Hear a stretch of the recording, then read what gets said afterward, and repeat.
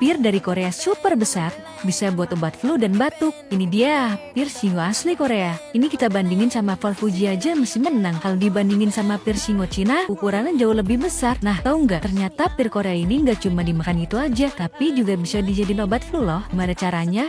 Nih, simak ya. Potong satu sisi, keluarkan dagingnya, lalu masukkan kurma, kayu manis, madu, kayu manis bubuk, daging pir, dan jahe. Tutup dan steam selama 2 jam. Selagi hangat, bisa dinikmati.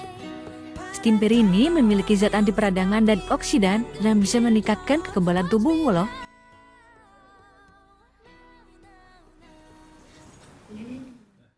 Mau pesan kir dan bahan-bahannya? Langsung pesan di Segari, 1 jam sampai.